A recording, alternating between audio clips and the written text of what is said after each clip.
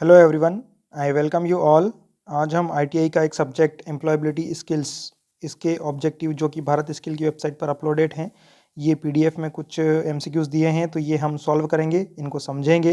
ये एक ऐसा सब्जेक्ट है जो कि बहुत ही आसान है, लेकिन इसके जो ऑप्शंस होते हैं वो बहुत कंफ्यूजिंग होते हैं, जिसकी वजह से स्टूडेंट्स को एग्ज़ाम में कभी-कभी दिक्कत होती है और कुछ स्टूडेंट्स फेल भी हो जाते हैं। तो इसमें है कुछ नहीं, बहुत ही अच्छा सब्जेक्ट है, हमारे जीवन के लिए भी बहुत उपयोगी चीज़ है ये। तो हम देखते हैं इसमें क्या है, करते हैं इसको सॉल्व। ये जो पूरा पीडीएफ है ये एक्चुअल में इंग्लिश में अवेलेबल है, हिंदी में ये नहीं है, तो मैं इसको अपनी लैंग्वेज में कन्वर्ट करके आपको समझा देता हूँ कि ये क्या है, कौन से क्वेश्चन दिए हैं। तो करते हैं इसको स्टार्ट। इसमें ये इस तरह का कुछ दिया है, यहाँ पर मॉड्यूल का नाम दिया है, फिर क्वेश्चन नंबर और क्वेश्चन यहाँ पर दिया है, ऑप्शन चारों यहाँ लाइन से दिए हैं, ए बी सी और डी, और इसका जो करेक्ट आंसर है वो यहाँ पर दिया है। So let's start.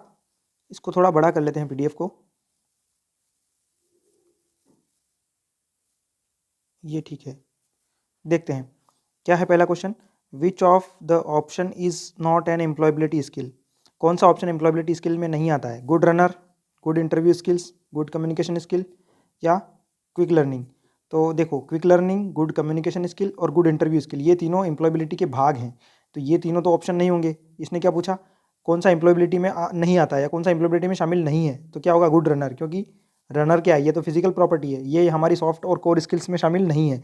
एम्प्लॉयबिलिटी एक ऐसा सब्जेक्ट है जो हमें क्या करता है, हमारे जीवन मूल्यों से जुड़ा है, या हमारे व्यक्तिगत व्यवहार में कैसे हम इम्प्रूवमेंट कर सकते हैं वो उससे जुड़ा है। सॉफ्ट स्किल्स और कोर स्किल्स के बारे में ये सब्जेक्ट है पूरा। इसमें इम्प्रूवमेंट की सारी चीज़ें इसमें इस सब्जेक्ट के करिकुलम में डाली गई हैं, तो इसलिए ये गुड रनर का इससे कोई लेना देना नहीं है, तो ये आंसर हो जाएगा। An employee is someone who, एक कर्मचारी किसको कहेंगे? एम्प्लॉय का मतलब होता है कर्मचारी, तो कर्मचारी किसको कहेंगे? Goes to school to study, school पढ़ने जाने वाले को। डज़ नॉट वर्क, या वर्क फॉर अ सैलरी, ये होगा जो तनख्वाह के लिए काम करता है, वही होगा कर्मचारी, क्योंकि एम्प्लॉय का मतलब होता है कर्मचारी, तो जो सैलरी के लिए काम करता है। ठीक है, तो ऑप्शन सी होगा। Next question, which are the two skills needed for good career growth? अच्छे करियर ग्रोथ के लिए कौन से दो स्किल्स जरूरी हैं? करियर ग्रोथ मतलब हमारे जो भी जीवन का कार्यक्षेत्र होगा जो हम चुनेंगे, तो उसमें ग्रोथ के लिए कौन से दो स्किल्स हमारे लिए यूज़फुल होंगे? Singing, dancing, gardening, technical skills and employability skills. देखिए ये सब क्या है, ये सब तो हुनर है ना, सिंगिंग डांसिंग ये क्या स्किल है, लेकिन जो हमारे करियर ग्रोथ के लिए जो एडिशनल जो क्वालिटी होती है वो क्या है? Technical skills and employability skills. तो इसका आंसर हो जाएगा technical skills and employability skills. Answer will be D. Next question, Gopi is always willing to learn and improve in his work he has. ये पूछ रहा है कि गोपी जो है वो हमेशा सीखने और सुधार करने के लिए, अपने अंदर इंप्रूवमेंट के लिए हमेशा तत्पर रहता है, तो वो क्या है? उसके पास क्या होगा? लव, सर्टिफिकेट, ग्रोथ माइंडसेट या मार्क्स कार्ड? ये ऐसा जो माइंडसेट होता है कि हमेशा हमारे कार्य में सुधार लाना, कार्य में सुधार लाना और कुछ अच्छा करने के लिए हमेशा तत्पर रहना, ये ग्रोथ माइंडसेट होता है। ऐसे लोगों का माइंडसेट क्या होता है? ग्रोथ माइंडसेट, जो हमेशा इंप्रूवमेंट करना चाहते हैं अपने जीवन में, तो इसका आंसर होगा growth mindset. Next, the meaning of employability skills are. Employability skill का मतलब क्या है? Skill to get a job, skill to be a good employee, skill for good communication या ऑल ऑफ द अबव? इसका answer होगा skill to be good employee, एक अच्छा employ बनना, उसके अंदर जितनी भी क्वालिटी हम डेवलप करते हैं वही आता है एम्प्लॉयबिलिटी स्किल, क्योंकि एम्प्लॉय प्लस एबिलिटी मतलब employment plus ability, employment plus ability is called employability skills. तो एम्प्लॉय होने के लिए क्या एबिलिटीज़ होती है वो सीखा जाता है इसमें। तो skill to be a good employee, एक अच्छा कर्मचारी होने में सहायता करते हैं ये गुणधर्म, इसी को बोलेंगे हम एम्प्लॉयबिलिटी स्किल। ठीक है, next question, when we learn something online it is called. जब हम कोई चीज़ ऑनलाइन सीखते हैं तो उसे क्या कहेंगे? अनलर्निंग, टीचिंग, ई लर्निंग या मार्केटिंग? ये होगा ई लर्निंग, क्योंकि इलेक्ट्रॉनिक मीडिया के थ्रू हम सीखते हैं, तो जितने भी हम ऑनलाइन सीखते हैं वो होगा e learning. Next, the benefit of learning online are. Online सीखने के क्या फ़ायदे हैं? We can learn any time from anywhere, ये सबसे बड़ा फ़ायदा, हम कहीं से भी कुछ भी सीख सकते हैं, बाकी तो कुछ होगा नहीं। Become friends with our classmate, go to home fast, see the library, नहीं, ये ऑप्शन होगा कि हम कहीं से भी कुछ भी सीखते हैं, ये ऑनलाइन लर्निंग का सबसे बड़ा बेनिफिट है।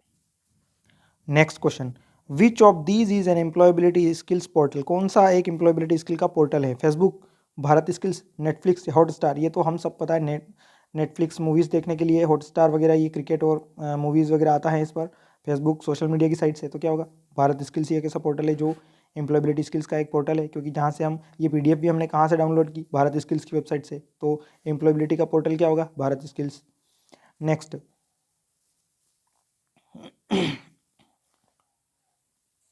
Ram works as a fitter in a company. Ram एक फिटर के तौर पर किसी कंपनी में काम करता है। He wants to upgrade his trade skills and employability skills in his free time, what should he do. Ram एक कंपनी में काम करता है, वो अपने स्किल्स को, अपने हुनर को सुधारना चाहता है या अपग्रेड करना चाहता है, अपनी स्किल और एम्प्लॉयबिलिटी स्किल को, ट्रेड स्किल और एम्प्लॉयबिलिटी स्किल को अपग्रेड करना चाहता है। तो वो क्या कर सकता है फ्री टाइम में? प्ले स्पोर्ट्स, गेम खेल सकता है, न्यूज़ देख सकता है, फाइंड कोर्सेस ऑनलाइन या ऑफलाइन, या क्विट जॉब, या जॉब छोड़ सकता है। तो ये तो होगा नहीं, ये होगा। वो क्या कर सकता है? फ्री टाइम में ऑनलाइन या ऑफलाइन कोर्सेज ढूंढ सकता है और खाली समय में उनको ज्वाइन करके अपनी जो टेक्निकल स्किल्स है और एम्प्लॉयबिलिटी स्किल्स है उसमें सुधार कर सकता है। Next, Gina wants to enroll for e learning course, the most important thing she needs are. Gina क्या करना चाहती है? ई लर्निंग किसी किसी कोर्स में एडमिशन लेना चाहती है, तो उसे किस चीज़ की रिक्वायरमेंट होगी? बुक्स की, पेपर और पेन की, मोबाइल फ़ोन और कंप्यूटर की, या न्यू क्लॉथ्स की? वो अगर ऑनलाइन कोर्स में इनरोल होना चाहती है तो उसे क्या चाहिए? इंटरनेट या कोई एक जो इंस्ट्रूमेंट जो उस पर काम कर सकता है, जो क्या होगा? मोबाइल फ़ोन होगा या कंप्यूटर होगा, तभी वो किसी ई लर्निंग कोर्स में एडमिशन ले पाएगी। नेक्स्ट,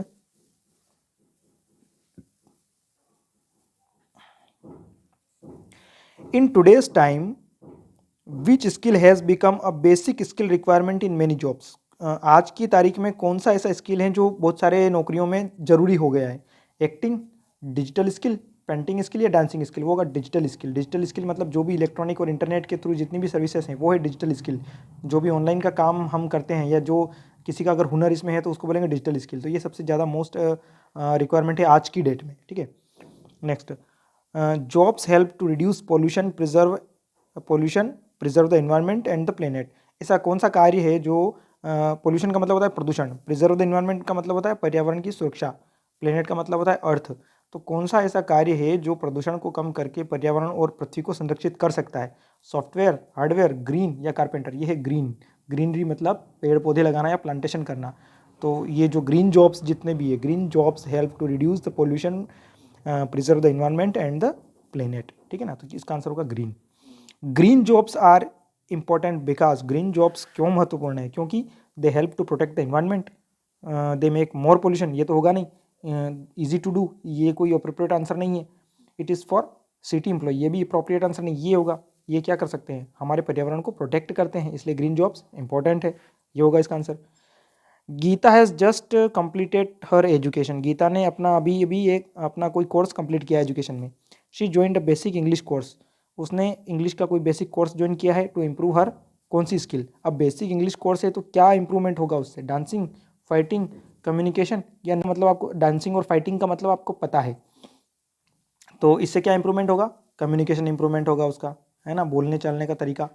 तो कम्युनिकेशन हो जाएगा, क्योंकि इंग्लिश स्पीकिंग कोर्स से क्या मजबूत होता है? कम्युनिकेशन।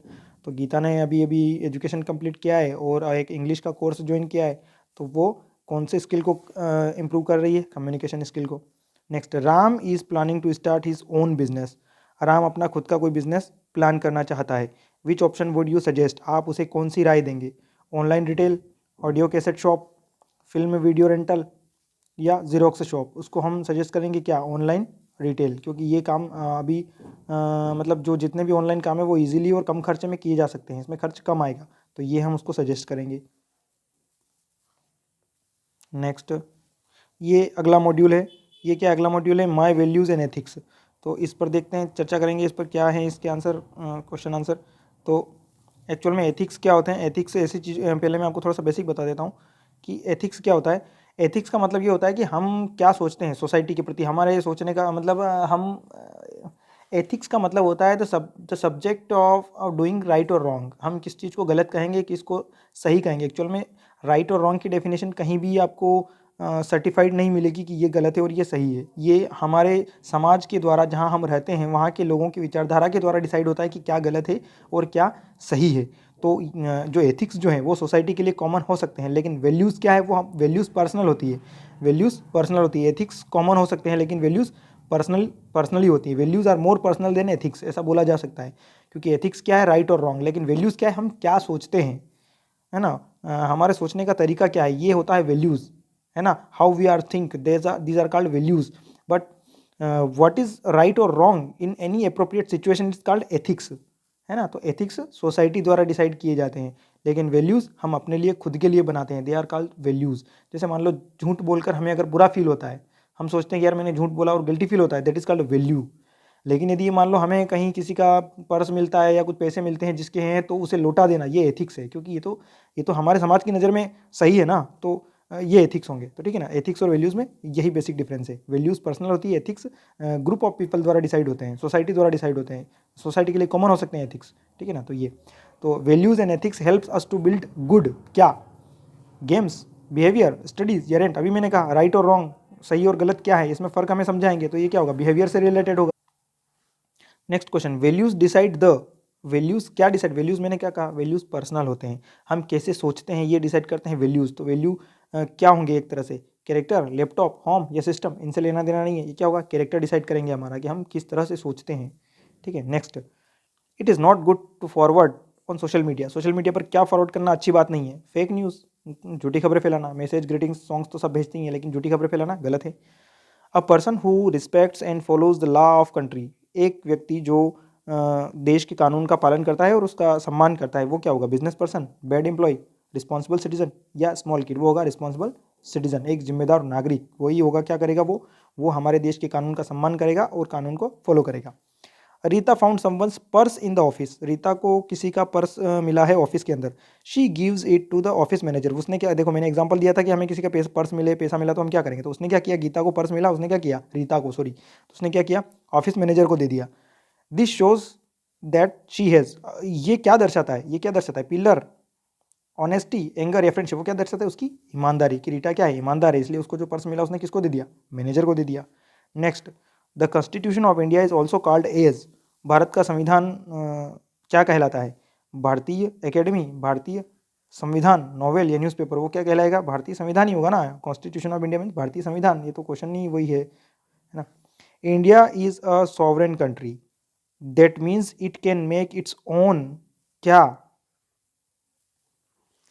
सॉवरेन का मतलब क्या होता है, स्वायत्त या स्वाधीन, है ना, स्वायत्त या स्वाधीन या स्वतंत्र। तो India is a sovereign country, that means it can make its own क्या, मनी, स्टेट, इलेक्शन या रूल्स एंड डिसीजन, वो अपने खुद के निर्णय और नियम, कायदे कानून बना सकता है, क्योंकि वो क्या है, स्वतंत्र। सॉवरेन का मतलब होता है स्वतंत्र देश, स्वाधीन, तो हम हमारे खुद के नियम और कानून बना सकते हैं, हमारा देश स्वतंत्र है। ठीक है ना। Next, Indian constitution is a set of our country, ये सेट ऑफ क्या है, लॉज एंड रूल्स, नियम और कानूनों की किताब ही तो है संविधान, और क्या है, कॉन्स्टिट्यूशन का मतलब होता है संविधान, तो संविधान क्या है, नियम, कायदे, कानूनों की किताब, है ना, लॉज एंड रूल्स, बाकी तो ठीक है। नेक्स्ट क्वेश्चन, नेक्स्ट क्वेश्चन क्या है, Mister Johnson wants to an Mister Johnson wants to employ an 8 year old girl for household work, Johnson क्या करना चाहते हैं, एक 8 साल की लड़की को घर के घरेलू कामकाज के लिए रखना चाहते हैं। In India we prohibit that because it is, हमने भारत में यह प्रतिबंधित कर रखा है, क्योंकि because it is natural, general, right against exploitation, ये क्या है, शोषण के विरुद्ध, एक्सप्लॉइटेशन का मतलब होता है शोषण, तो अगेंस्ट का मतलब होता है मतलब अगेंस्ट का मतलब होता है विरुद्ध होना, है ना, खिलाफ होना, विरुद्ध होना, है ना। तो ये क्या है, ये क्या है, ये मतलब उसके अधिकारों का हनन है ना, तो ये शोषण होगा एक प्रकार से, तो शोषण के विरुद्ध अधिकार, शोषण के विरुद्ध अधिकार का हनन होगा। इसलिए हम भारत में किसी भी 8 साल को, मतलब 14 साल से कम के बच्चे को हम मजदूरी पर नहीं रख सकते। So this is the answer. Next, we have freedom to go to temple, हमें मंदिर में जाने की स्वतंत्रता है ना, चर्च और मॉस्क्यू, मतलब ये तीनों ही लिखा है इसमें, we have freedom to go to temple, church और mosque for prayer, this pillar of character is called, हम स्वतंत्र है, मंदिर में जाने के लिए, चर्च में या मस्जिद में जाने के लिए स्वतंत्र है, तो ये क्या कहलाएगा, रिस्पॉन्सिबिलिटी, चीटिंग, ऑनेस्टी या रिस्पेक्ट, ये कहलाएगा रिस्पेक्ट, क्योंकि हमें सभी धर्मों का सम्मान करना चाहिए, सभी धर्म समान है, तो हम इसको क्या बोलेंगे, रिस्पेक्ट, है ना, सभी के लिए आदर की भावना रखना, तो this pillar of character is called respect. Next question, next question क्या है, प्रोटेक्टिंग अवर इन्वायरमेंट मॉड्यूल के ऊपर है, अब तो इस पर बात करेंगे, तो देखते हैं क्या है, addition of harmful smoke gases and chemicals to the environment in large quantities called, अधिक से अधिक मात्रा में हार्मफुल स्मोक मतलब हानिकारक धुआं, गैस और जो केमिकल रसायन है वो वातावरण में छोड़ देना क्या कहलाता है? एयर पोल्यूशन, विंड या स्टॉर्म वो कहलाएगा पोल्यूशन। यही तो प्रदूषण होता है ना, ये प्रदूषण कहलाएगा। Cutting down of trees for farming and housing purpose is called, पेड़ों को काट देना खेती के लिए और घर बनाने के लिए पेड़ों को काट देना क्या कहलाएगा? डिफोरेस्टेशन। फॉरेस्टेशन का मतलब होता है वनोपज या मतलब वन को अधिक से अधिक लगाना कहलाता है फॉरेस्टेशन, और डिफॉरेस्टेशन का मतलब जंगलों को काटना। वनों को बसाना फॉरेस्टेशन और वनों को काटना डिफॉरेस्टेशन। ये क्या होगा? डिफॉरेस्टेशन, क्योंकि हम क्या कर रहे हैं? जंगलों को काट रहे हैं हमारे निजी स्वार्थ के लिए, जो कि गलत है, प्रकृति को नुकसान पहुंचा सकता है। ठीक है, तो ये इसका आंसर होगा। Next, releasing chemicals waste plastic into water is called, पानी के अंदर केमिकल वेस्ट या प्लास्टिक को छोड़ देना क्या कहलाएगा? साउंड पोल्यूशन, लैंड पोल्यूशन या वाटर पोल्यूशन। ये क्या है? जल प्रदूषण होगा। ये बोलेंगे इसको जल प्रदूषण। वाटर पोल्यूशन ही तो होगा, क्योंकि पानी के अंदर छोड़ रहे हैं हम हानिकारक को, तो ये होगा water pollution. Next, scientist are warning us that rise in earth temperature causes, वैज्ञानिकों ने हमें चेतावनी दी है कि जो धरती का तापमान है वो बढ़ रहा है, इसके कारण क्या है? तो क्या है ये? क्या क्या किस कारण से ऐसा हो रहा है? डिस्ट्रॉय, लैंडस्लाइडिंग, वार्म या ग्लोबल वार्मिंग? ये हो रहा है ग्लोबल वार्मिंग के कारण, कि ओवरऑल पृथ्वी का तापमान बढ़ रहा है, जिसके कारण क्या होता है? ग्लेशियर और जो हिमसरोवर है वहाँ की बर्फ लगातार पिघल रही है, और अगर लगातार चलता रहा तो क्या होगा? सारी बर्फ पिघल जाएगी, जिससे क्या होगा? पर्यावरणीय संतुलन बिगड़ जाएगा, तो ये हमारे लिए हानिकारक है। Next, Shyam avoids the use of plastic and chemicals, Shyam plastic और केमिकल का उपयोग अवॉइड करता है, मतलब वर्जित करता है उसको, एक तरह से वो कम उपयोग करता है। Fertiliser, because he is following, वो क्या करता है? केमिकल फर्टिलाइजर जो रासायनिक खाद हैं उनका और प्लास्टिक का उपयोग कम करना चाहता है या अवॉइड करता है। तो वो क्या करता है? Green life style, modern life style, busy life style या नन, ये वो ग्रीन लाइफ स्टाइल को फॉलो करता है, इसलिए वो क्या करता है? केमिकल और प्लास्टिक का यूज़ नहीं करता है या बंद कर देता है। नेक्स्ट, अगला जो मॉड्यूल है 21st सेंचुरी एम्प्लॉयबिलिटी स्किल और नो योर सेल्फ, ये दो अगले हैं टॉपिक, तो इस पर हम बात करते हैं। तो क्या लिखा है देखो, नेक्स्ट इसने लिखा है major changes took place in the manufacturing world with, है ना? तो मैन्युफैक्चरिंग जो मतलब अधिकतर मैन्युफैक्चरिंग में क्या चेंजेस हुए हैं? Green revolution. तो ये देखो भाई, मैन्युफैक्चरिंग में सबसे ज़्यादा जो चेंजेस हुए हैं वो कब हुए हैं? कब हुए हैं? ग्रीन रिवॉल्यूशन, हरित क्रांति के बाद, श्वेत क्रांति, मिल्क रिवॉल्यूशन या इंडस्ट्रियल रिवॉल्यूशन, वो होंगे औद्योगिक क्रांति के बाद। औद्योगिक क्रांति के बाद क्या हुआ कि उद्योगों और मैन्युफैक्चरिंग सेक्टर में बहुत बड़े चेंजेस हुए, जिसके कारण उत्पादकता भी बढ़ गई और नए रोजगार के आयाम के अवसर खुले हैं। तो ये होगा इसका आंसर, है ना? Next, the process of manufacturing, manufacturing का मतलब होता है उत्पादन या निर्माण, फैक्ट्रियाँ जो भी होती हैं। The process of manufacturing has changed due to technology and काई का डेवलपमेंट, मतलब मैन्युफैक्चरिंग में जो चेंजेस हुए हैं और जो तकनीकी सुधार हुए हैं वो किसकी वजह से हुए हैं?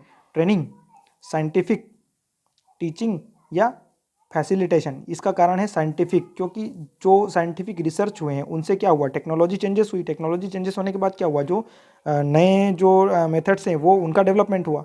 तो ये हो गया, the process of manufacturing has changed due to, manufacturing की प्रोसेस में बदलाव किसकी वजह से हुआ? क्योंकि टेक्नोलॉजी और साइंटिफिक डेवलपमेंट की वजह से हुआ। ऐसा इसका आंसर आप समझ लो, ये इसका आंसर होगा, है ना? Regular assessment of skills is necessary for the growth of, assessment का मतलब होता है टेस्ट वगैरह लेना या जांचना परखना, है ना? तो स्किल्स को टाइम टाइम पर टेस्ट लेना या जांचना परखना क्यों जरूरी हो जाता है? क्योंकि किसकी ग्रोथ के लिए? कैरियर ग्रोथ के लिए, इंटरव्यू के लिए, जॉब के लिए, स्किल के लिए? कैरियर ग्रोथ के लिए जरूरी है, क्योंकि हम जब अपने आप का खुद का मूल्यांकन नहीं करेंगे, खुद को जांचेंगे परखेंगे नहीं समय समय पर, तो हमें कैसे पता चलेगा कि हम दुनिया से आगे हैं या पीछे हैं, या दुनिया के साथ चल भी रहे हैं या नहीं चल पा रहे हैं, है ना? Next, Neetu has excellent story telling skills, Neetu क्या क्या नीतू के पास क्या हुनर है? वो एक बहुत अच्छी स्टोरी टेलिंग स्किल्स है, वो अच्छी कहानियाँ सुना सकती है ना? स्टोरी टेलिंग स्किल्स का मतलब जैसे ना कुकू एफएम वगैरह पे जो स्टोरी टेलिंग होती है आजकल, इनके बहुत बड़े चैनल्स हैं, ये बहुत बड़ा बिजनेस है ना, तो उसके पास स्टोरी टेलिंग स्किल्स हैं। तो what type of intelligence it is, तो वो किस प्रकार का बुद्धि क्षमता उसके पास किस प्रकार की होगी? तो क्या होगा? Picture smart, logic smart, body smart या वर्ड स्मार्ट? तो वो क्या होगा? Logic smart. ये लॉजिक स्मार्ट की कैटेगरी में आएगा, कि क्योंकि उसके पास काय की काबिलियत है? स्टोरी टेलिंग की काबिलियत है, तो वो लॉजिक स्मार्ट जो है उसकी इंटेलिजेंस क्या कहलाएगी? लॉजिक स्मार्ट कहलाएगी। Next, Swaraj is looking for internet based data entry jobs, what is the most important skill he needs? वो क्या, स्वराज जो है वो इंटरनेट पर आधारित डाटा एंट्री की नौकरी ढूंढना चाहता है, तो उसके पास कौन सी स्किल होना चाहिए? बेसिक कंप्यूटर स्किल, एंटरप्रेन्योरशियल स्किल, या ब्यूटिशियन स्किल, या वुड कटिंग स्किल्स? तो वुड का ब्यूटिशियन का इनसे कोई लेना देना नहीं है, ये होगा बेसिक कंप्यूटर। भाई कंप्यूटर आएगा तो ही तो डाटा एंट्री की नौकरी उसे मिलेगी, है ना। Next, which of the following is not in a part of one's personality? किसकी, ये जो कौन सा इसमें से पर्सनालिटी से लेना देना जिसका नहीं है, क्या है? स्ट्रेंथ, वीकनेस, बिलीफ, या स्किन कलर? ये स्किन कलर जो कि रंग भेद के सख्त खिलाफ है ना। साउथ अफ्रीका बहुत लंबे टाइम से रंग भेद से जूझा है, तो ये इसका आंसर होगा कि ये तो किसी भी हालत में पर्सनालिटी में आना ही नहीं चाहिए, है ना। तो ये पर्सनालिटी का हिस्सा नहीं है, व्यक्तित्व का हिस्सा कलर तो हो ही नहीं सकता। रंग भेद तो हम सोच भी नहीं सकते कि कोई रंग भेद के आधार पर किसी की पर्सनालिटी को हम जज करें। तो स्ट्रेंथ, वीकनेस, बिलीफ्स हो सकते हैं, but it would never be skin colour. Next, things that one is good at doing are, क्या है? Things that one is good at doing are, क्या है? कंसर्न, इंटरेस्ट, एबिलिटीज, या पैशन? इसका आंसर होगा एबिलिटीज, मतलब कोई कुछ कार्य करने की क्षमता, है ना। ये पूछना चाह रहा है things that one is good at doing are, मतलब करने के लिए, कुछ हाथों से करने के लिए क्या क्या क्या अच्छा होना चाहिए? तो वो एबिलिटीज होना चाहिए, कुछ काबिलियत होगी तो ही वो कुछ ना कुछ काम कर पाएगा। तो ये है इसका answer. Inability to do something will be one's, किसी के कार्य करने की अक्षमता, है ना। इनएबिलिटी का मतलब होता है वो उस कार्य करने की योग्य नहीं है, तो वो क्या कहलाएगा? वीकनेस, एस्पिरेशन, स्ट्रेंथ, या वैल्यू? होगा वीकनेस, उसकी कमजोरी, है ना। मान लो मेरी कमजोरी है, कोई भी एक कमजोरी ले लो कि मान लो कि मैं फ्रेंच नहीं बोल सकता, तो फ्रेंच क्या हो गया? मैं उसमें अयोग्य हूँ, फ्रेंच मुझे नहीं आती है, तो वो मेरी क्या हो गई? वीकनेस हो गई, है ना। तो ये इस तरह की। Next question, Meena likes to learn music in her free time, Meena अपने खाली समय में म्यूजिक सीखना चाहती है। It is one of her to improve, ये उसको उसके क्या चीज़ को इम्प्रूव करेगा? लॉजिक्स, इंटरेस्ट, वैल्यूज, या वीकनेस? वो क्या है? उसका इंटरेस्ट है, तो वो उसके इंटरेस्ट को इम्प्रूव करेगा, ठीक है ना। नेक्स्ट, ये क्वेश्चन क्या है कंफ्यूजिंग, ये इसीलिए तो दिक्कत होती है क्योंकि वैल्यूज़ है, ये वीकनेस तो नहीं है, पर वैल्यूज़, इंटरेस्ट, लॉजिक्स, ये क्या क्या होगा? तो इंटरेस्ट होगा। आप एक दो चार बार पढ़ेंगे तो आपको समझ में आने लगे कि ये सब्जेक्ट किस तरह से, किस डायरेक्शन में हमें इसको करना है, पढ़ना है, और इसको हमारे जीवन में भी उतारना है। बहुत अच्छा सब्जेक्ट है। Next, Bijo is not good as M S Excel, भाई बीजो को एम एस एक्सेल नहीं आता। एम एस एक्सेल कंप्यूटर में एक डाटा शीट प्रोग्राम होता है ना, जिस पर काम किया जाता है। सारे जो स्टेटिस्टिकल या जो लिस्ट बनाने वगैरह का काम बहुत सारी चीज़ों में यूज़ होता है एक्सेल, तो ये है।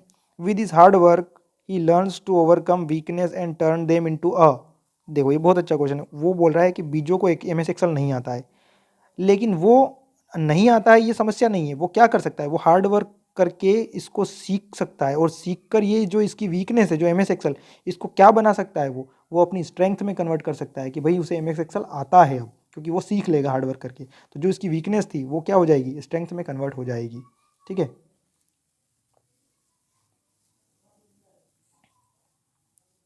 नेक्स्ट क्वेश्चन, नेक्स्ट क्वेश्चन क्या है?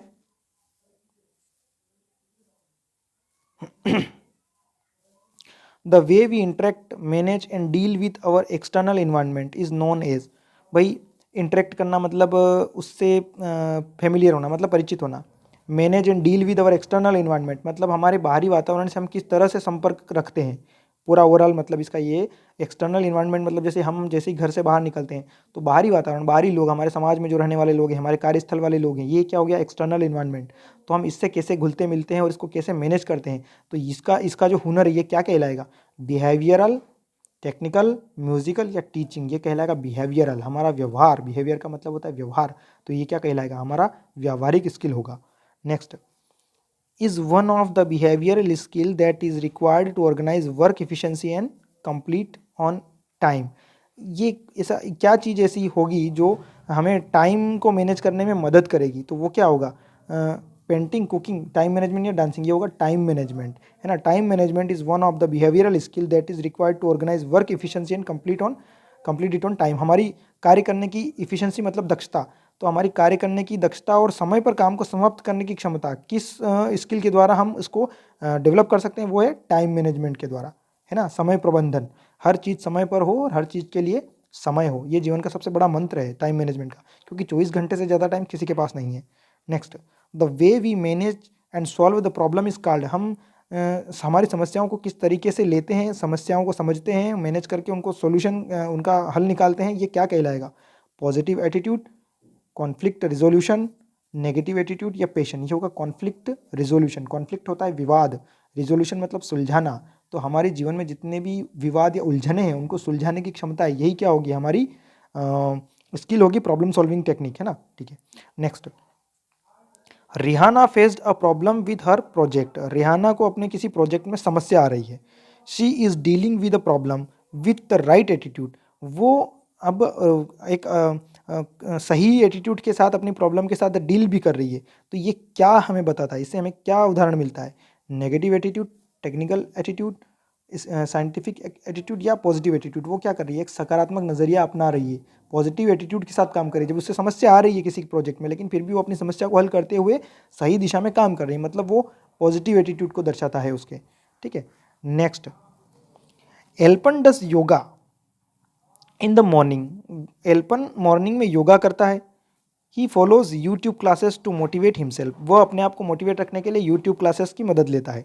This is an example of, यह किस चीज़ का उदाहरण होगा? Self motivation, time management, decision making या प्रॉब्लम सॉल्विंग। ये होगा सेल्फ मोटिवेशन, क्योंकि वो क्या कर रहा है? यूट्यूब पर वीडियो देखिए खुद को ही मोटिवेट कर रहा है और योगा कर रहा है, रेगुलरली कंटिन्यूटी बनाए रखे हुए हैं, तो ये होगा सेल्फ मोटिवेशन। ठीक है, next. Is always of thinking to solve a problem. Khalistan दिया है भाई, कौन सा ऐसा तरीका है जो प्रॉब्लम सॉल्विंग का एक रास्ता है? Critical thinking, self confidence, negative attitude या टाइम मैनेजमेंट। ये होगा क्रिटिकल थिंकिंग। भाई हम किसी चीज़ में गहनता से सोच विचार करना, किसी समस्या के बारे में हर पहलू पर विचार करना, सघनता या सोच विचार करना, ये क्या कहलाएगा? A way of thinking to solve a problem. किसी समस्या को सुलझाने का में सोचने का एक तरीका होगा क्रिटिकल थिंकिंग, है ना? Next. Choosing between two or more option is known as.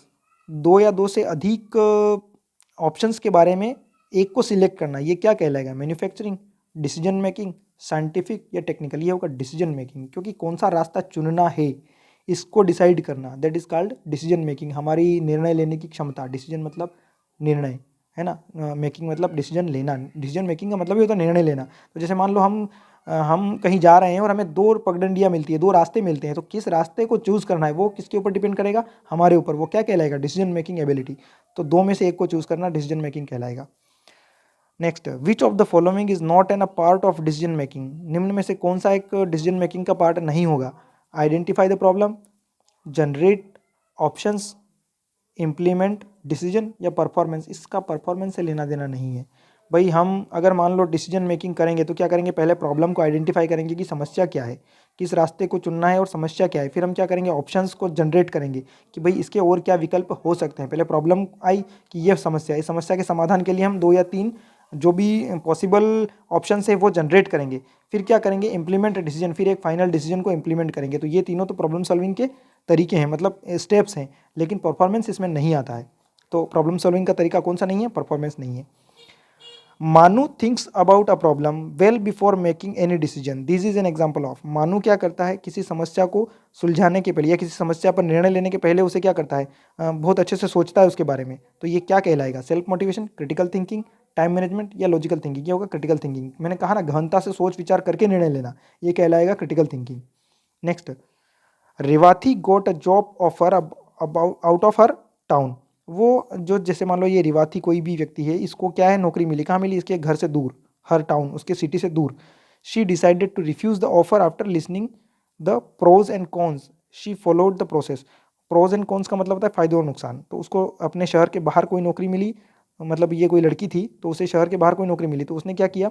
उसने उस जॉब ऑफर को रिफ्यूज़ कर दिया, मतलब मना कर दिया कि मैं नहीं करूँगी ये नौकरी। क्यों क्यों क्या क्या किया उसने? ऐसा डिसीजन क्यों लिया? क्योंकि उसने प्रोज और कॉन्स के बारे में पहले सोचा। सारे प्रोज मतलब फ़ायदे और नुकसान, है ना? प्रोज और कॉन्स मतलब फ़ायदे और नुकसान की लिस्ट बनाई, फिर वो इस नतीजे पर पहुंची कि मुझे नुकसान ज़्यादा है, फ़ायदे कम है। तो उसने कौन सी प्रक्रिया को अपनाया? Decision making, positive attitude, conflict resolution या नेगेटिव एटीट्यूड। उसने अपनाया डिसीजन मेकिंग, क्योंकि निर्णय लिया उसने, है ना? जो मैंने कहा था ना पहले कि आइडेंटिफाई प्रॉब्लम फिर जनरेट ऑप्शंस। उसने क्या किया? प्रॉब्लम को आइडेंटिफाई किया।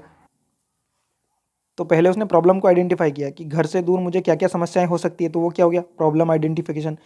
फिर ऑप्शन जनरेट किए उसने कि भाई क्या कर सकती हूँ मैं, मना कर सकती हूँ, नहीं कर सकती हूँ, करूँगी तो ये होगा, नहीं करूँगी तो ये होगा। उसके बाद उसने क्या किया, डिसीजन को इम्प्लीमेंट किया कि भाई रिफ्यूज़ कर दिया नौकरी को। तो उसने क्या किया, डिसीजन मेकिंग की प्रक्रिया को अपनाया। तो ये पार्ट 1 था एम्प्लॉयबिलिटी का। बाकी के अभी इतना बहुत लंबा वीडियो नहीं करते हुए हम बाकी का इसका जो बचा हुआ पोर्शन है वो 1 या 2 3 4 जितने भी वीडियो हम करेंगे उसमें इसको कंप्लीट करेंगे। So thank you very much for your kind attention. और आप इस वीडियो को शेयर कीजिए, लाइक कीजिए, अपने दोस्तों को बताइए और एग्ज़ाम में जाने के पहले इसको देखिए ज़रूर। Thank you very much.